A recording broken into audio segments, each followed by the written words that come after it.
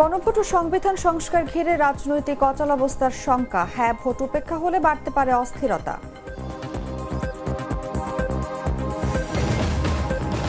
বৈশ্বিক সংকটের চাপে বাংলাদেশ, আমদানি নির্ভর জ্বালানি ব্যবস্থায় বড় ঝুঁকি। নবায়নযোগ্য জ্বালানিতে জোর দেওয়ার পরামর্শ। ফুটপাত সড়ক দখল মুক্তে রাজধানীতে ঢাকা মেট্রোপলিটন পুলিশের উচ্ছেদ অভিযান, হকারদের পুনর্বাসনের ইঙ্গিত। কুয়েত বিমানবন্দরে ড্রোন হামলা, জ্বালানি ট্যাঙ্কে ভয়াবহ আগুন। বড় হতাহতের খবর নেই, হামলার জন্য ইরানকে দায়ী করছে কর্তৃপক্ষ। এবং 52 বছরের অপেক্ষার অবসান, বিশ্বকাপে ফিরল কঙ্গো। অতিরিক্ত সময়ে তুয়ানজেবের গোলে জ্যামাইকাকে হারিয়ে ইতিহাস।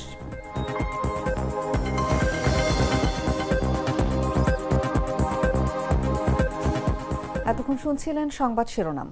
দর্শক আমন্ত্রণ দুপুর 1টা সংবাদে, সঙ্গে আছি আমি অনুভা বিশ্বাস। সাধারণ খাবার এখন হবে অসাধারণ। প্রাণ স্বাদের মশলা, স্বাদ বাড়ায়, ঘ্রাণ ছড়ায়। চলে যাচ্ছি পুরো খবরে। গণভোট ও সংবিধান সংস্কার ইস্যুতে দেশের রাজনীতিতে নতুন করে তৈরি হয়েছে বিতর্ক ও অনিশ্চয়তা।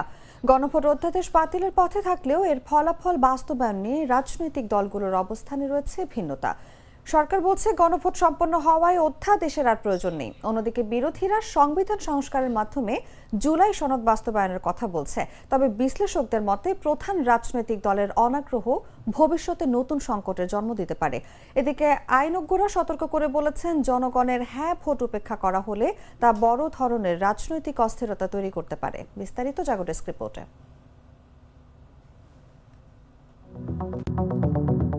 বাংলাদেশের রাজনীতিতে নতুন বিতর্ক তৈরি করেছে সাবেক অন্তর্বর্তী সরকারের সময়ে নেয়া গণভোট অধ্যাদেশ ও জুলাই জাতীয় সনদ 2025। সরকারি দল বিএনপি সংসদে গণভোট অধ্যাদেশ উত্থাপন না করার সিদ্ধান্ত নেয় এটি স্বয়ংক্রিয়ভাবে বাতিল হওয়ার পথে। যদিও তারা বলছে গণভোট হয়ে যাওয়ায় অধ্যাদেশটি আর প্রয়োজন নেই। প্রত্যেকটা নোট অফ ডিসেন্টে বলা আছে যে সমস্ত রাজনৈতিক দল বা জোট তাদের নির্বাচনী ইশতেহার উল্লেখপূর্বক যদি জনগণের ম্যান্ডেট লাভ করে তাহলে তারা সেই মতো ব্যবস্থা গ্রহণ করতে পারবে। বিরোধী দলীয় নেতা শফিকুর রহমানের তোলা প্রস্তাবের আলোচনায় বিরোধী দলীয় সদস্যরা বলেছেন, সংবিধান সংশোধন করে নয়, বরং সংবিধান সংস্কারের মাধ্যমে জুলাই সনদ বাস্তবায়ন সম্ভব। এ প্রসঙ্গে স্বরাষ্ট্রমন্ত্রী সালাউদ্দিন আহমেদ বলেছেন, রাষ্ট্রপতির জুলাই সনদ বাস্তবায়ন আদেশ 2025 বৈধ আইন নয় এবং এটি অন্তর্বর্তী সরকারের প্রতারণার দলিল হিসেবে দেখা উচিত। এই আদেশটি অন্তর্বর্তীকালীন সরকারের অন্তহীন একটি প্রতারণার দলিল, এটা আমি আজকে আবার পুনরুচ্চারণ করছি। এর আগে সংসদে বিএনপির সদস্যরা সংবিধান সংস্কার পরিষদের শপথ নেননি, যদিও জামায়াত জোটের সদস্যরা শপথ গ্রহণ করেছেন। বিশ্লেষকরা মনে করেন, বিএনপির অনাগ্রহ ভবিষ্যতে নতুন রাজনৈতিক সংকটের জন্ম দিতে পারে। গত ফেব্রুয়ারিতে সংসদ নির্বাচনের সঙ্গে অনুষ্ঠিত গণভোটে হ্যাঁ ভোট জয়ী হয়েছে। তবে বিএনপি আগ্রহ দেখাচ্ছে না যে তারা গণভোটের ফলাফল বাস্তবায়নে সক্রিয় ভূমিকা নেবে। দলের পক্ষ থেকে বলা হয়েছে, যে বিষয়গুলোতে একমত হয়েছিল তা নির্বাচনী ইশতেহারের ভিত্তিতে বাস্তবায়ন হবে। বৈশিষ্ট্য হলো, সংসদে উত্থাপনের 30 দিনের মধ্যে অনুমোদিত না হলে অধ্যাদেশ স্বয়ংক্রিয়ভাবে বাতিল হবে। বিশেষ কমিটি অধ্যাদেশগুলো পর্যালোচনা করছে। স্বরাষ্ট্রমন্ত্রীর বক্তব্য, গণভোট আয়োজনে অধ্যাদেশ ব্যবহার হয়েছে, যা ভবিষ্যতে সংসদে তা ব্যবহার করার প্রয়োজন নেই। আইনজ্ঞ ও বিশ্লেষকরা মনে করেন, সরকারের বাস্তবায়নের উপর নির্ভর করে ভোটের ফলাফল কার্যকর হবে, তবে ভোটের আইনি বৈধতা রয়ে যাবে। গণভোটের ফলাফল বনাম সংসদীয় বাস্তবায়ন, রাজনৈতিক স্বার্থ বনাম জনগণের ম্যান্ডেট, এই দ্বন্দ্ব কতদূর যাবে তা বাংলাদেশের রাজনীতির জন্য গুরুত্বপূর্ণ সংকেত হয়ে উঠেছে। নিউজ ডেস্ক, জাগো নিউজ। ইরানে হামলা পাল্টা হামলার জেরে মধ্যপ্রাচ্য জুড়ে যুদ্ধ পরিস্থিতি বিরাজ করছে। এমন অবস্থায় চরম জ্বালানি তেলের সংকটে পড়েছে আমদানি নির্ভর দেশগুলো। আমদানি করা জীবাশ্ম জ্বালানির ওপর অনেক বেশি নির্ভরশীলতার কারণে বৈশ্বিক জ্বালানি সরবরাহ ঝুঁকিতে পড়ায় বাংলাদেশ সবচেয়ে খারাপ অবস্থায় রয়েছে।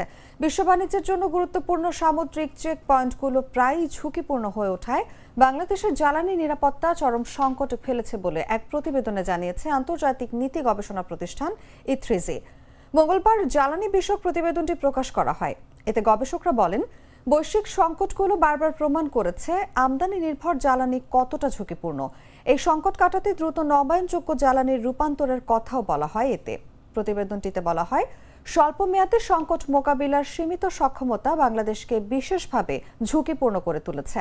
ফলে যে কোনো ধরনের বিঘ্ন ঘটা, ভৌত বা আর্থিক দ্রুত মূল্যবৃদ্ধি, সরবরাহ অনিশ্চয়তা এবং সামষ্টিক অর্থনীতিতে চাপ সৃষ্টি করতে পারে। রাজধানী ঢাকার ফুটপাত ও সড়ক দখলমুক্ত করে জনদুর্ভোগ কমাতে বুধবার থেকে বিশেষ উচ্ছেদ অভিযান শুরু করেছে ঢাকা মেট্রোপলিটন পুলিশ। পথচারীদের চলাচল নির্বিঘ্ন করতে এবং কৃত্রিম যানজট নিরসনে ডিএমপির ট্রাফিক বিভাগ এই কঠোর পদক্ষেপ গ্রহণ করেছে। মূলত সড়কের পাশে ফুটপাত দখল করে গড়ে ওঠা অবৈধ রেস্টুরেন্ট, যানবাহনের ওয়ার্কশপ এবং স্থায়ী স্থাপনাগুলো উচ্ছেদ করাই এই অভিযানের প্রধান লক্ষ্য। ডিএমপির স্পেশাল মেট্রোপলিটন ম্যাজিস্ট্রেট ও এক্সিকিউটিভ ম্যাজিস্ট্রেটের নেতৃত্বে ভ্রাম্যমাণ আদালত এই কার্যক্রম পরিচালনা করা হচ্ছে। ডিএমপির ট্রাফিক বিভাগ জানিয়েছে, রাজধানীর মগবাজার থেকে বাংলা মোটর, ফুলবাড়িয়া, বকশীবাজার থেকে চানখারপুল, নাইটেঙ্গেল মোড় থেকে আরামবাগ, ধোলাইপাড় থেকে যাত্রাবাড়ি, গ্রিন রোড, আনন্দ সিনেমা হল, বসুন্ধরা ও কাউরান বাজার এলাকা। অন্যদিকে মিরপুরের কাজীপাড়া, শাওরাপাড়া ও তালতলা, উত্তরার বিএনসিসি সেন্টার থেকে হাউজিং বিল্ডিং, গুলশান এলাকার কাকুলি আউটগোয়িং এলাকাও অভিযান চলবে। পুলিশ জানিয়েছে, অভিযান চলবে 1 এপ্রিল থেকে 5 এপ্রিল পর্যন্ত।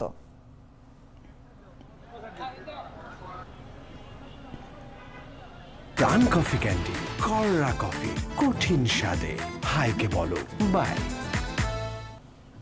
দেশের বাজারে সোনার দাম আরও বেড়েছে। সবচেয়ে ভালো মানের বা 22 ক্যারেটের প্রতি ভরি সোনার দাম বাড়ানো হয়েছে ৩,266 টাকা। এতে 1 ভরি সোনার দাম দাঁড়িয়েছে 2,47,977 টাকা। স্থানীয় বাজারে তেজাবি সোনার দাম বাড়ার পরিপ্রেক্ষিতে এই দাম বাড়ানো হয়েছে। বুধবার সকাল 10টা থেকে নতুন দাম কার্যকর হয়েছে বলে জানিয়েছে বাংলাদেশ জুয়েলার্স অ্যাসোসিয়েশন।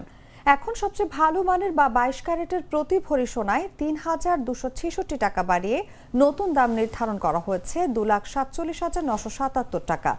21 ক্যারেটের 1 ভরি সোনায় 3,149 টাকা বাড়িয়ে 2,36,721 টাকা নির্ধারণ করা হয়েছে। এছাড়া 18 ক্যারেটের 1 ভরি সোনায় 2,682 টাকা বাড়িয়ে নতুন দাম 2,02,895 টাকা নির্ধারণ করা হয়েছে।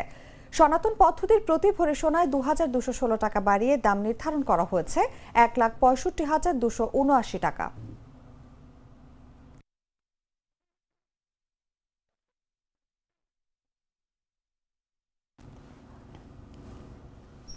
বসন্তের আগমনে নবরূপে সেজেছে রাজশাহী বিশ্ববিদ্যালয় ক্যাম্পাস। চারদিকে ছড়িয়ে পড়েছে প্রকৃতির রঙিন আবেশ। ঝরে পড়া হলুদ পাতায় ঢাকা পথ আর গাছে গাছে নতুন কুড়ি যেন তৈরি করেছে এক নান্দনিক পরিবেশ। পড়াশোনার ফাঁকেই এই সৌন্দর্য উপভোগে মেতে উঠেছেন শিক্ষার্থীরা। প্যারিস রোড সহ পুরো ক্যাম্পাস জুড়ে বইছে বসন্তের মৃদুমন্দ হাওয়া আর কোকিলের ডাক। বিশেষজ্ঞরা বলছেন, ঋতু পরিবর্তনের সঙ্গে মানিয়ে নিতেই অনেক গাছ পাতা ঝরায়। এই প্রাকৃতিক সৌন্দর্য ব্যস্ত জীবনে শিক্ষার্থীদের এনে দিচ্ছে বাড়তি প্রশান্তি। বিস্তারিত জাগো ডেস্ক রিপোর্টে। বসন্ত এলেই বদলে যায় প্রকৃতির রূপ, আর সেই রঙিন ছোঁয়ায় নবরূপে সেজেছে রাজশাহী বিশ্ববিদ্যালয় ক্যাম্পাস। চারদিকে ঝরে পড়া হলুদ পাতার আস্তরণ, গাছে গাছে নতুন কুড়ি আর ফুলের রঙিন সাজ, সব মিলিয়ে যেন এক নান্দনিক সৌন্দর্যের রাজ্য। পড়াশোনার ব্যস্ততার মাঝেও এই ঋতুর আবেশে মেতে উঠেছেন শিক্ষার্থীরা।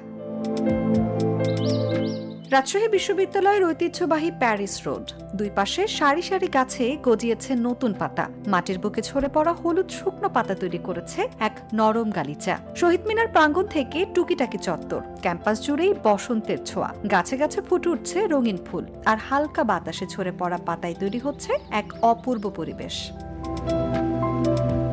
বসন্তকালে বাতাসে আর্দ্রতা কমে যাওয়ায় গাছের পানি সংরক্ষণের জন্য অনেক গাছ পাতা ছড়িয়ে দেয়। এতে করে তারা প্রতিকূল পরিবেশেও টিকে থাকতে পারে। ব্যস্ততার মাঝেও এই সৌন্দর্যই যেন কিছুটা স্বস্তি এনে দেয় শিক্ষার্থীদের জীবনে। নিউজ ডেস্ক, জাগো নিউজ।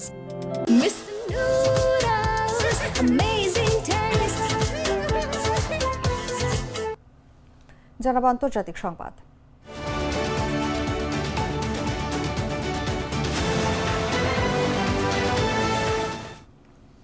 কুয়েত কুয়েত আন্তর্জাতিক বিমানবন্দরে ড্রোন হামলার পর জ্বালানি স্টোরেজ ট্যাঙ্কে ভয়াবহ আগুনের ঘটনা ঘটেছে। বুধবার কুয়েতের বেসামরিক বিমান চলাচল কর্তৃপক্ষ এই তথ্য নিশ্চিত করেছে। প্রাথমিক খবর অনুযায়ী এই ঘটনায় কোনো প্রাণহানির খবর পাওয়া যায়নি।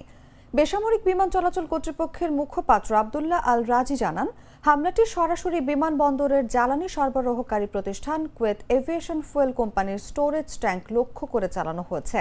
ড্রোন আঘাত হানার পরপরই সেখানে দাউ দাউ করে আগুন জ্বলে ওঠে। জরুরি উদ্ধারকারী দল দ্রুত ঘটনাস্থলে পৌঁছে আগুন নিয়ন্ত্রণে আনার চেষ্টা শুরু করে। কর্তৃপক্ষ জানিয়েছে, এখন পর্যন্ত বড় ধরনের কোনো হতাহত না হলেও জ্বালানি অবকাঠামোর ব্যাপক বস্তুগত ক্ষয়ক্ষতি হয়েছে। এই হামলার জন্য সরাসরি ইরান এবং তাদের সমর্থিত সশস্ত্র গোষ্ঠীগুলোকে দায়ী করেছেন আব্দুল্লাহ আল রাজি। তিনি একে কুয়েত বিমানবন্দরের ওপর একটি নির্লজ্জ হামলা হিসেবে অভিহিত করেছেন।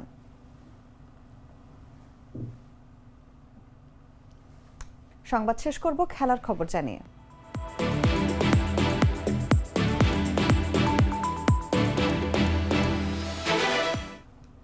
সুদীর্ঘ 52 বছরের অপেক্ষার অবসান ঘটিয়ে ফিফা বিশ্বকাপে জায়গা করে নিয়েছে কঙ্গো। আন্তঃমহাদেশীয় প্লে অফ ফাইনালে জ্যামাইকাকে 1-0 গোলে হারিয়েছে বিশ্বকাপের মূল পর্বে উত্তীর্ণ না হতে পারার খরা কাটালো কঙ্গো। 1974 সালের পর প্রথমবার বিশ্বকাপে দেশটি। মঙ্গলবার মেক্সিকোর গুয়াদালাহারায় ম্যাচের একমাত্র গোলটি অতিরিক্ত সময় করেন এক্সেল তুয়ানজেবে। ম্যাচের আগে তুয়ানজেবে বিবিসিকে বলেছিলেন, এটি তার ক্যারিয়ারের সবচেয়ে বড় ম্যাচ। পূর্ব কঙ্গোর সংঘাতপ্রবণ শহর বুনিয়ায় জন্ম নেয়া এই ডিফেন্ডার এবার কঙ্গোর ফুটবল ইতিহাসে নিজের নাম লিখে রাখলেন। নির্ধারিত সময়ে কঙ্গোর স্ট্রাইকার সেন্ড্রিক বাকাম্বুর দুটি গোল অফসাইডের কারণে বাতিল হয়ে যায়। তখনই নিশ্চিত হয়ে যায় ম্যাচটি খুবই প্রতিদ্বন্দ্বিতাপূর্ণ হতে যাচ্ছে। পরে ম্যাচ করায় অতিরিক্ত সময়, আর তখনই তুয়ানজেবের গোলে 52 বছর পর বিশ্বকাপে জায়গা নিশ্চিত করে কঙ্গো। অতিরিক্ত সময়ের 100তম মিনিটে কর্নার থেকে আসা বল জালে জড়ান তুয়ানজেবে। প্রথমে হ্যান্ডবল হয়েছে কিনা সেটি পরীক্ষা করা হলেও ভিডিও সহকারী রেফারি নিশ্চিত করে বল তার হাতে লাগেনি। সমতা ফেরাতে তেমন কোনো সুযোগই তৈরি করতে পারেনি জ্যামাইকা। ফলে জয় নিশ্চিত করে বিশ্বকাপে জায়গা পায় কঙ্গো। 48 দলের বিশ্বকাপে গ্রুপ কে তে খেলবে কঙ্গো। প্রথম ম্যাচে তারা মুখোমুখি হবে পর্তুগালের। এরপর প্রতিপক্ষ কলম্বিয়া ও উজবেকিস্তান।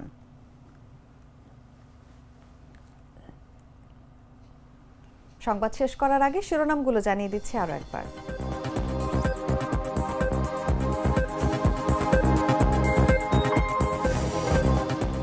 গণভোট ও সংবিধান সংস্কার ঘিরে রাজনৈতিক অচলাবস্থার শঙ্কা। হ্যাঁ ভোট উপেক্ষা হলে বাড়তে পারে অস্থিরতা।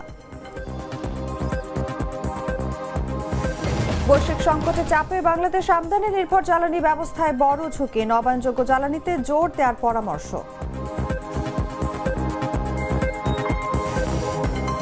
ফুটপাত সড়ক দখল মুক্তের রাজধানীতে ঢাকা মেট্রোপলিটন পুলিশের উচ্ছেদ অভিযান। হকারদের পুনর্বাসনের ইঙ্গিত। কুয়েত বিমানবন্দরে ড্রোন হামলা, জ্বালানি ট্যাঙ্কে ভয়াবহ আগুন। বড় হতাহতের খবর নেই। হামলার জন্য ইরানকে দায়ী করছে কর্তৃপক্ষ। এবং 52 বছরের অপেক্ষার অবসান, বিশ্বকাপে ফিরল কঙ্গো। অতিরিক্ত সময় তুয়ানজেবের গোলে জ্যামাইকাকে হারিয়ে ইতিহাস।